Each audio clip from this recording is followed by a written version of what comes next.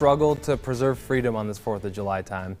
Tonight we're remembering the name Utah as an important part of our naval history. The USS Utah was perhaps the most modern ship of them all when she hit the seas 110 years ago. Yeah, we're talking 110 years ago. That means Craig Wirth is here for an amazing history lesson and a story of remembrance. Hi, Craig.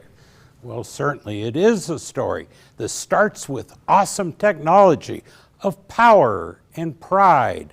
Plus, it was built with a touch of elegance, all the way down to the silver service for dinner plates, and it's a colorful story that takes a sad turn and ends in tragedy.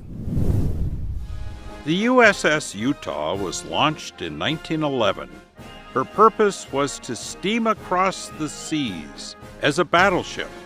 The USS Utah protected American interests, including the new Panama Canal. Her modern 12-inch guns were a fierce force back then, and her 5 turrets were the best of the Navy. The elite turret crews trained with the best equipment. And this is a gun mount training wheel from the USS Utah. Very heavy, very heavy. They knew it was time to leave the deck when the earth-shaking guns were fired. Oh, and from the early days of the USS Utah, you have this. It's a turret warning bell. Yes, that would warn you. There was an elegant side of the mighty ship. We in Utah have that treasure from that elegant side. It is the magnificent silver service that is used for formal occasions at the governor's mansion. Goblets, candelabras, bowls, with the seal of the state and the seal of the Navy. They were acquired by the children of Utah as a project of the youth long ago. It is our ship, and you have those stories of like the children who donated to buy the silver service.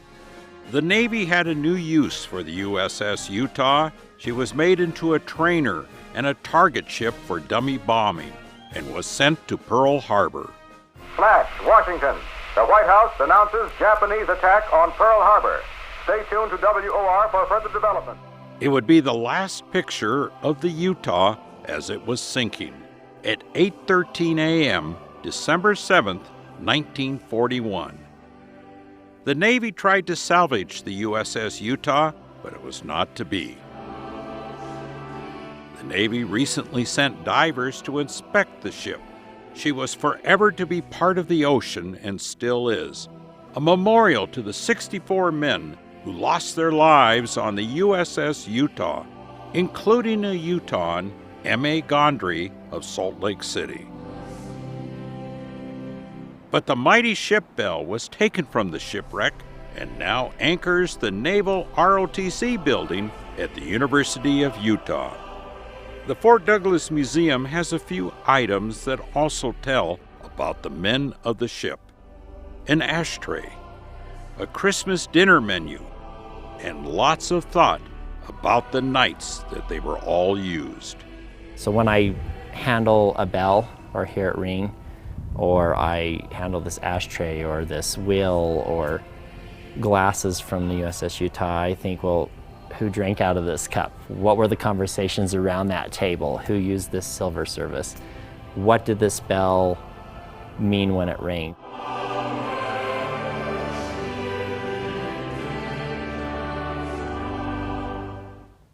And the historian there was Bo Burgess of the Fort Douglas Museum.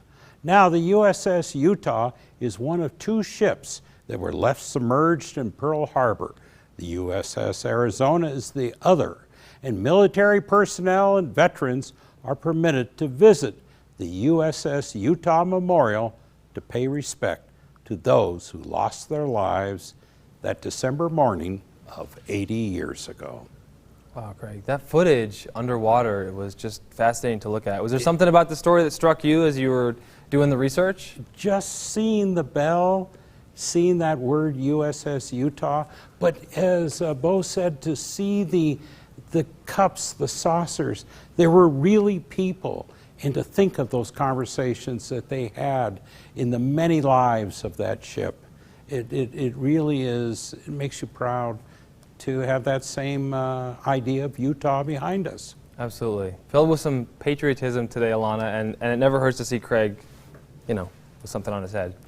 Great to helmet. see Craig. Always great to see Craig. Great story.